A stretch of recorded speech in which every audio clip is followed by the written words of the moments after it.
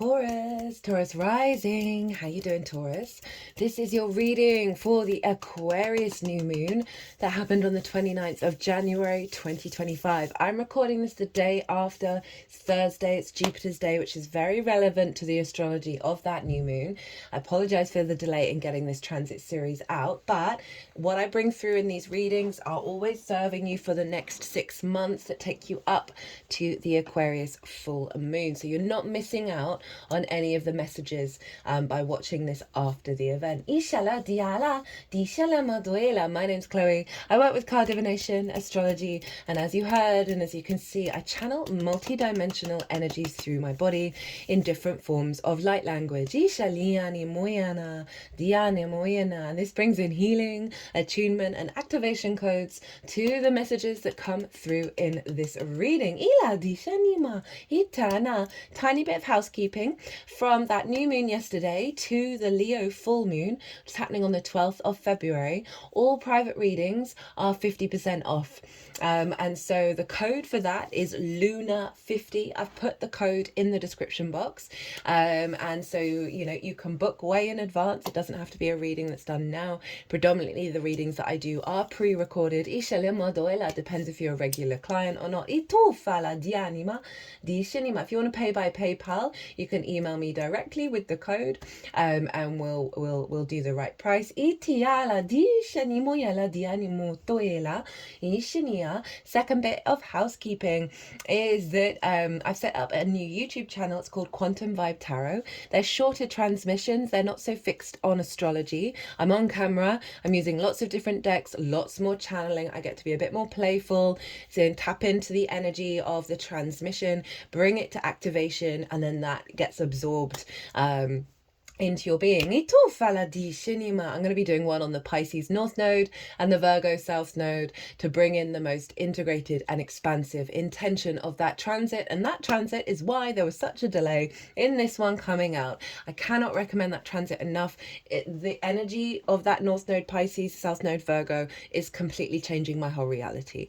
It's wild. And there's so much content and so much stuff in there to help you work with this eclipse cycle, which is really playing into the bigger astrology of the year as well. It's all coming together, guys. So,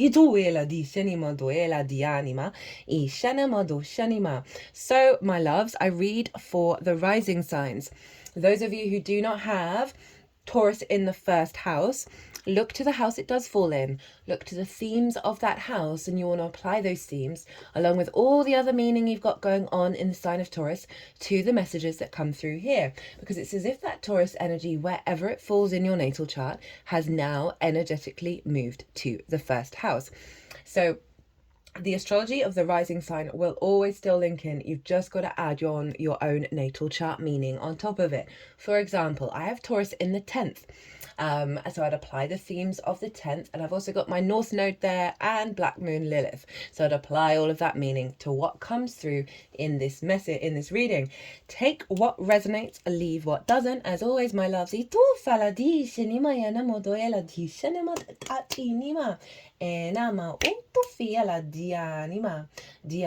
so well. Then before I start, there is a 2-part series that's more of the collective energy. In part 1, because this is Chinese New Year and the new lunar year, which is why I'm doing the discount in the readings.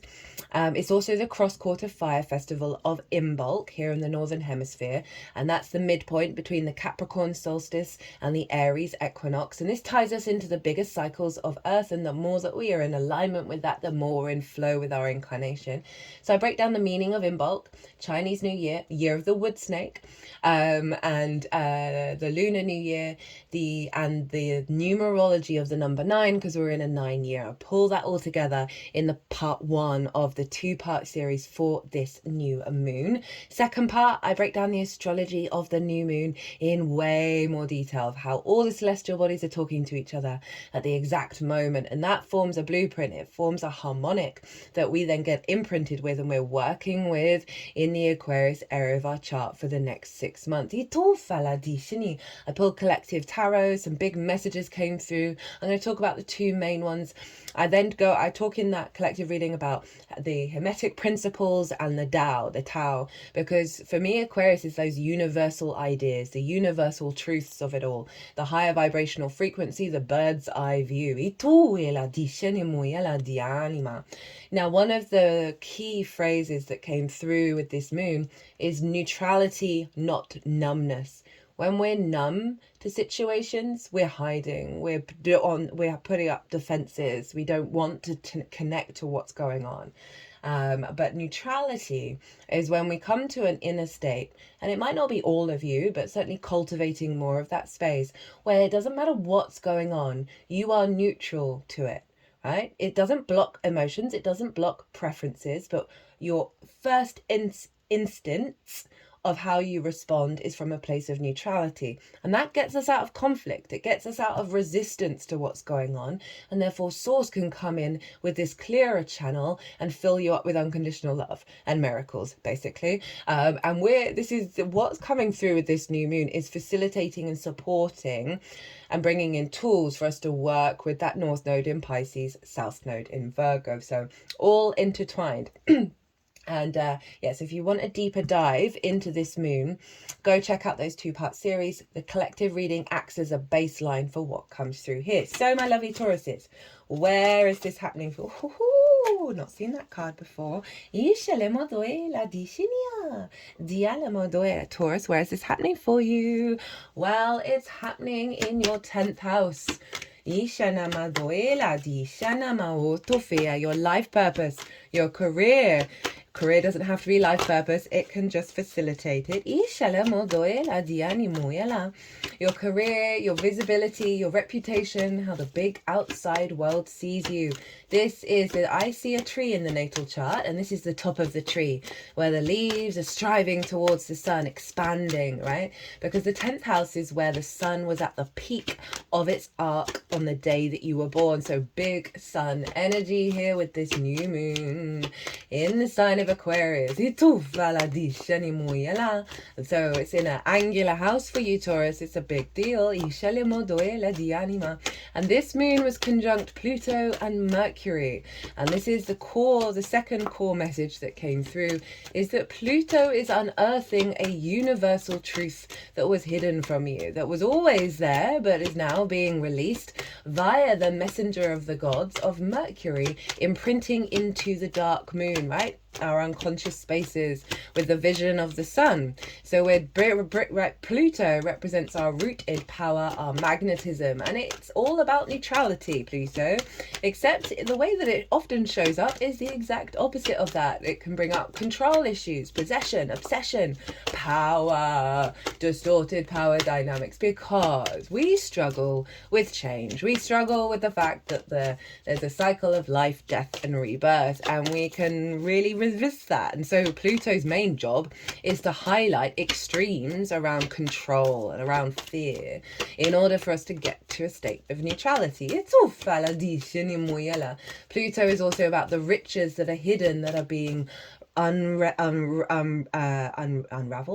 revealed, right? That from the underworld, and I don't mean that in a bad way. And so Mercury is bringing that to the surface, and so that's what's going on with pile 1 with these two oracle cards that you're going to have, of what is this universal truth that is being imprinted into your frequency that you're then going to be working with over the next 6 months. This is also the first moon with Pluto firmly staying in Aquarius. The other ones that we've had, it's moved back into Capricorn, so this is really solidifying a certain frequency with Pluto. It's also the first new moon after the nodes have changed signs. We had the Cancer full moon a couple of days after that transit, which was acting as a huge imprint, and the new moon is as well, because obviously eclipses are linked into the sun and the moon. So we're going to get downloads with each lunation that help facilitate this North Node, Pisces, Virgo, South Node. So new moon in your 10th house. Oof. fresh new energy coming in regards to your life purpose, your career, your visibility, your reputation. Ito e la dianima, the next stage of your path. Coming to peace and into a sense of neutrality of whether you are seen or respected, right? So often when we claw at these things, they then run away from us. This moon very much feels like you feeling very confident being your unique self and walking your unique path, because Aquarius is very future thinking. It can often be the black sheep of it all, right? It can go its own way without needing to conform. It's very egalitarian as well. So we've got a really lovely new moon here, activating a deep-rooted power within you around the manifestation and magnetism to that which you need in your life path and your career. And obviously Pluto is going to be hanging out in this sign for a while, so you got some big shifts. Big transformative energy.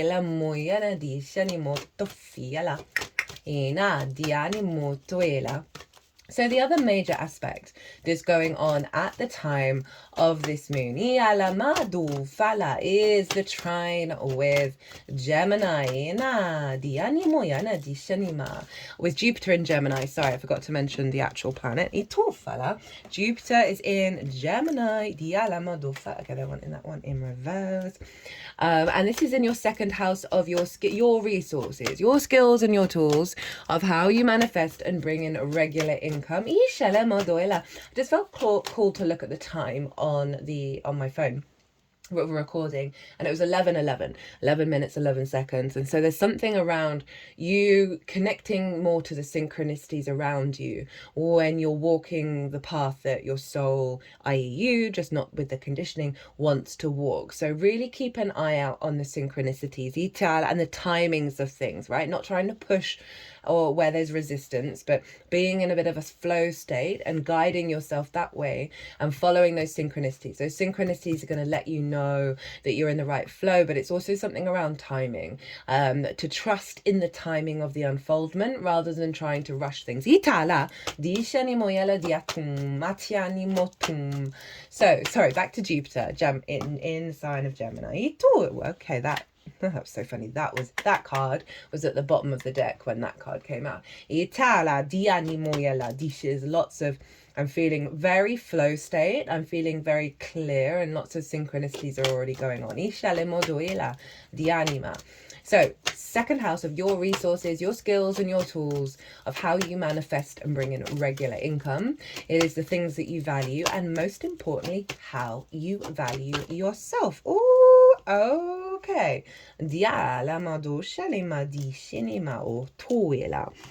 So, Jupiter's retrograde there at the moment. I love Jupiter in the sign of Gemini. It's our capacity to engage in different things and find the greater wisdom with them. But retrograde energy, it tends to bring all that Jupiterian energy, which is sort of faith, abundance, opportunities, ease of spirit, all of that kind of expansion, elevation.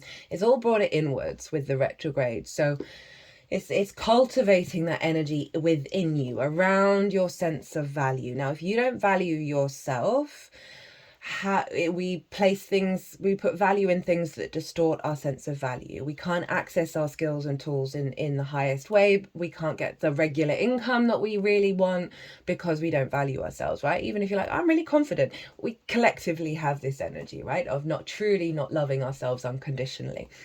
Now, this Jupiter retrograde trine, and a trine is an aspect of Jupiter, so it's really free-flowing wisdom energy that I can see on one side, you deeply thinking about your skills and your tools, right? A real inner refinement of all of that. Jupiter retrograde helps us question things, and what it's really felt like is any illusions, any old ways of thinking that are going to come up, we're going to be able to spot it really quickly and question it, and then pivot back to the new reality. But Jupiter's going to go direct on the 4th of February, so you're going to start to see more outward expression of everything that you've been cultivating internally in terms of how you value yourself, your skills and your tools. You're then going to funnel through into your career life path energy. But there is this underlying frequency of Jupiter being retrograde for the next 6 months, imprinted in your 10th house. Well, in your second, but influencing your 10th. And what this feels like is the deeper inner wisdom of knowing what right questions to ask yourself about the next stage. It's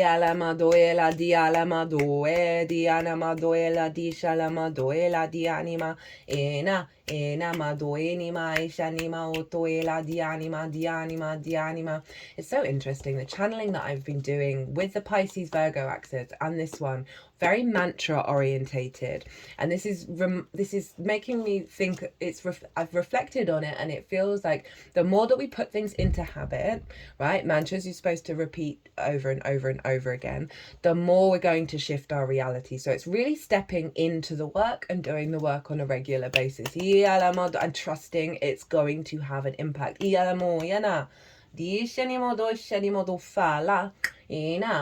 that Jupiter energy is funneling a greater sense of internal abundance that's helping you walk your path, as I said, without needing the recognition. And I feel like it's going to also release those wounds around whether you're seen or not. So you're confident within yourself and your own path, rather than, oh, I'm going to do this so I get this, or this, or, oh, then I'll be respected, or then if I do this, then I'll get more visibility. It's not about that. It's about stripping that away and you being inspired by your tools and your skills and the joy of putting them into practice and applying that to your life path.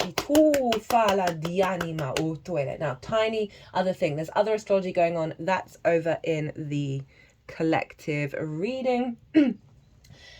Saturn traditionally rules Aquarius. Saturn's in Pisces, which is your 11th house of hopes and dreams, friends, groups and alliances, and reaping the benefits from your 10th house. So Saturn is influencing this new moon from the house of good spirits. So Saturn is giving structure to all of those themes, right? Getting you responsible, being able to put the plans into action. And so Saturn saying, hey, new moon over in the 10th, let's get an alignment with your capacity to manifest your hopes and dreams by drawing in more benefits, whether that's material or your deeper understanding of your own path. This could be bringing more visibility of you and your career to bigger groups. But overall, it's this alignment between the path and your hopes and dreams. Now, Jupiter traditionally rules Pisces, so then we're drawing in your sense of value. We're drawing in your skills and your tools, which may be more accessible to bigger groups that have a knock-on effect of the next stage of your path. This may be doing a big presentation over the next 6 months, a big project that you've got to take to a group, and there being a closing out of that towards the end of this cycle. Mercury rules Gemini. Mercury's in Aquarius. So we've got this feedback loop between Mercury, Saturn and Jupiter. Mercury, the information that we collect, how we process it, how we communicate it, how we bring flow of information. You're getting big downloads when it comes to the path, right? Saturn, commitment to your integrity of your legacy, responsibility, hard work, being able to do that graft. Jupiter, the sense of abundance and wisdom and faith, the bigger picture of it all. They're all working together in regards to your path of the long term. Right, let's check out what the universal truth that's coming into you. We have delight and holy amethyst, divine alchemy. Right, let's get the book out. Sacred geometry for me is a big thing linked into Aquarius. Because it's all maths, isn't it? And Aquarius can be very sort of, objective, science orientated. The frequency of delight supports our capacity to create and experience feelings of intense joy and happiness. The more delight we feel, the more delight we evoke in others. Ooh, delight literally means from the light. And remember, this is where the sun is at the peak of its arc on the day that you were born. So bringing in a lot of light into your light body that's activating joy and delight in regards to walking that path. Science refers to light, but they bring in science, as an electromagnetic radiation that we can measure in wavelengths and visible light. Is a range of wavelengths in variations of colours that we can perceive with the human eye. In the new energy, we are asked to consider the multidimensional attributes of light as fundamental to what we believe about it as well. Light has a quantum attribute and is non-linear. It is an energy that can be created through consciousness, and consciousness can create it in return. Light influences our awareness, our perception, and therefore our reality. We associate the word the light with feelings of pleasure, joy, and happiness. Oh yeah, I did do the right. Sorry. I just thought I'd only done 2 cards there.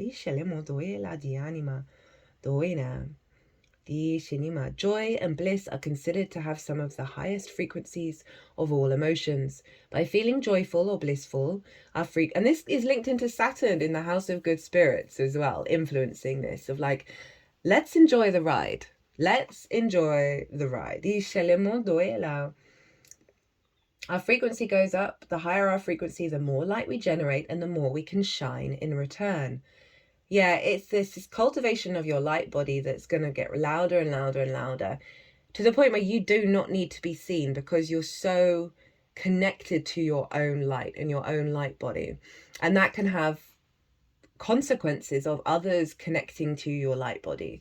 But it's predominantly that frequency of not needing recognition, not needing approval for the path that you walk. The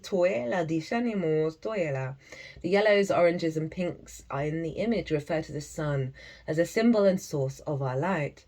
The beauty of the flower stimulates our feeling of joy, and the colours are like the sun, bright, warm, stimulating, and nurturing, all at the same time. The flower blooms while receiving light, or perhaps it is shining the light that we are receiving. The flower of life, visible within the image, represents the grid on which our 3-dimensional reality is based. Ooh! Okay, let's check out what this divine alchemy is all about from Holy Amethyst. Dinah. Okay, very interconnected message. Move beyond current challenges. Focus on what you desire. Holy Amethyst is the twin flame of Archangel Zadkiel, the angel who helps us transmute negative experiences into love and learning. He is the keeper of the violet flame, which helps us release anything that is no longer serving us. Holy Amethyst also enables us to look over our past fears and challenges and draw wisdom and learning from them. Unlike Zadkiel, for many years she was not mentioned in spiritual texts, and I believe this was because her miraculous support wasn't needed on Earth as it is now. To connect deeply with her light, hold her namesake crystal. You are ready to move beyond energies or situations that are no longer helpful to you and make space in your life for something more purposeful. You may feel a real need for clearing out, not just mentally or emotionally, but physically too. There is a sense that you are moving beyond challenges and forging golden opportunities from stagnant or unhappy experiences. It's important to recognize that you are like a magician at this time, with the ability to use your thoughts, will, and action to bring about life-fulfilling and dream-enhancing opportunities. It's important to focus on what you desire and not what you fear, because what you give your energy to will literally begin to flourish. Call on Holy Amethyst to help you focus on golden opportunities. I'm just going to bring in what happened today with the person that I live with. They decided they were going to clean all the windows of the house. They knew I was going to be recording, and so they had this real worry that whatever they were doing was going to disrupt me and take up my time. And this was running around in their head quite loudly. And what happened is a series of unfortunate events that meant that my time was disturbed and I had to help, right? And I've no problem with any of that. And I wasn't the one projecting that they needed to worry about me doing recording. But it was just that they had this worry in their head and it immediately manifested. Rather than being like, I'm in alignment, all is well, I'm enjoying the ride. I'm enjoying what I'm doing in this present moment. And so this is really doubling down on cultivating that, especially with the delight card, because that's what's coming in. And this is helping you understand how to work with it, that you're alchemizing the past situations into more joy, into more pleasure, and raising those spirits. And this, poof, powerful energy, my loves. Okay, Taurus, this is the challenge, and we'll pull another card of how to work with it. We have judgment. This is Pluto, right? So this is the ascension process. This is letting go. So these are the dead, right? And these can be old versions of you, as well as ancestors or past life energy, that even though you think you've moved beyond it, there's still a stuck, entangled energy within the old version, right? That cannot let go. It may be a grievance, a pain, a rage, whatever it is. That the judgment card wants to help facilitate that energy, to unravel it, so they can all ascend and clear your energy field, and therefore you go through that ascension process because you're no longer dragging the weight of the old paradigms with you. So this is saying, like, the challenge is to be really open to this, to open to letting go of perhaps your life path, perhaps your career, perhaps somebody always got the pay rise, or you've been putting in all the work and it's just not manifesting. And there's a part of you that wants to hold on to that grievance, right? That you may be carrying from a past life that's really dense and really heavy. And there may be a struggle to let go of it. Fixed energy, very stubborn. I say that as someone who is predominantly fixed, right? This is where Jupiter, in its mutable sign of Gemini, adaptable and changeable, is our savior for this. And so the struggle is to let go, right? And there may be some deep pain there where you're like, God damn, but it's not serving your delight by holding on to certain things. And whether you're like, I don't know what you're talking about, you might want to do a meditation with the judgment card and activate the conscious awareness of this process and be open to it, be open to receive. Itala, got the 10 of Pentacles, right? So this is saying whatever the grievances are is pessy, right? And I say that with a lot of love because this card is asking you to focus on your long-term goals, the things that are going to be important in 10 years time, 20 years time, 50 years time, right? Not the little things that have happened in the past, and they might not be little, they might be really significant, but this card is saying, hey, you don't even need to think about them anymore. I'm telling you, the energy of this year, the work we do this year of letting it go, right? Letting go of the old paradigm is going to skyrocket us, right? The astrology for this year and next year are wild. And I say that because I've been saying this to myself. Every time I find myself in a negative thought process, I'm not shaming anything, I'm not hiding from anything. I'm aware, okay, I can redirect this energy. I can find the silver lining, and in a way that isn't spiritually bypassing, and doing the deeper inner work of like noticing those habits, noticing those unconscious responses, and doing some deep work around that. Because the 10 of Pentacles, this is a city. Cities take forever to build. It's saying long-term plans, not the past. This is about where you're at now and what will bring you joy in 10 years. Because it doesn't have to be a plan in terms of I want my career to go this way. This is the vibe, the delight, the joy, the alchemy. What was it? Focusing on what you desire and delight. Oh, that's what you want to focus on in a way that will sustain you for the long term. So how to work with this energy, how to amplify. We have, okay, this is just a repeating message here. We've got Justice in reverse, the Ace of Swords, and the Emperor, who was winking at me when the Justice card came out. It was at the bottom of the deck. So Justice in reverse. So they're wanting you, again, to sort of focus on what I've just talked about, of where there's been injustice, right? They're not wanting you to fall into the pit about it. They're wanting you to sort of get clear about what this means to you, because it's obviously holding you back.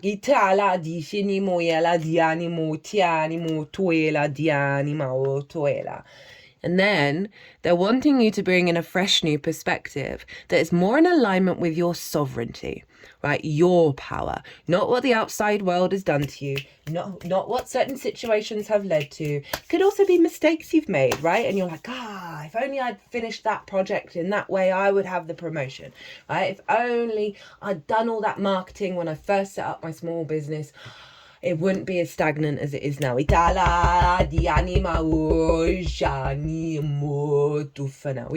live in regret, right? Regret steals our energy. Regret steals our love, steals our delight, steals our desire. So I'm wanting you to focus on your divine inspiration that is sent from your higher self, sent from source, that is to do with your sovereignty and your victory, right? So maybe do some meditations when you've thought about this, right? As I said, don't fall into the pit, or if you do feel emotions come up, do some clearing work in the most loving, unconditional way. And then see what comes through, see what ideas come through, see what perspectives come through after doing the work around justice being reversed, right? i.e. not the injustice of it all. And then we have the Emperor. We've got big Aries energy showing up, right? Of you walk your own path. Know your own divinity. Know your wisdom and your strength and your instincts and your capacity to create in the world. But this is predominantly about you being confident walking your own path, right? That is not to do with what's happened to you. It's about how you're showing up and what your intention is moving forward. Remember the delight and the desire. At the bottom of the deck, what do we have? Oh, hi. Hi, Venus. Creativity, abundance, fertility, enjoying the 3D world, feeling good, love, connection, harmony, delight, desire. You got 3 cards all about that. Achinia. They're really wanting you to get out of your head around old patterns, old situations. And I'm not saying that they weren't bad or they didn't have an impact, but now is the time to go, enough is enough. I am here right now. How can I enjoy the ride? How can I be free and I'll have a lightness of being and enjoy the ride? Right, we're going to do a quick cutting the deck to see where these cards would go. Oof, we have a Serapis Bay Ascension. So even though this is the challenge, the ascension process, it's coming through of this is the reality you're actually going to activate. There's just a little resistance going on. Move into your true self. Rise above the darkness. The light is here.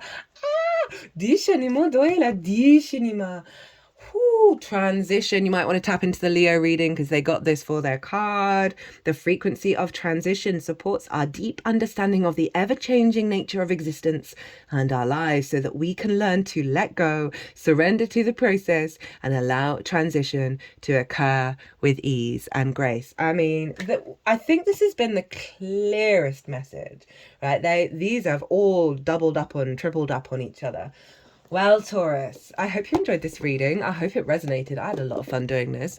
If it did, hit that like button. Leave me a comment. It brings me so much joy.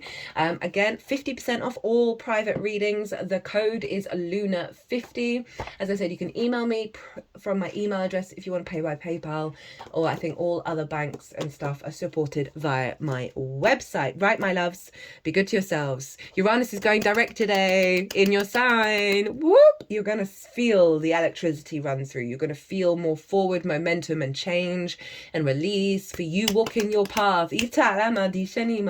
Well, Taurus, be good to yourselves. Be good to those around you. Safe travels and be well until we meet again.